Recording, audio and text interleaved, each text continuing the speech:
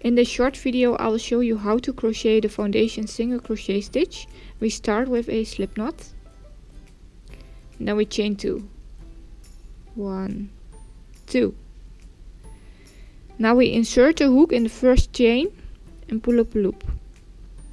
Yarn over, pull through 1 loop. This is the chain in which we will work the next stitch. Then yarn over and pull through 2 loops, and that's the single crochet stitch. So now we insert the hook in the previous chain and pull up a loop, yarn over, pull through 1. This is the chain in which we will make the next stitch. Yarn over, pull through 2, and that's the second single crochet stitch. And this is what we will do for the whole row. So you insert the hook in the previous chain, pull up a loop, yarn over, pull through 1, yarn over, pull through 2.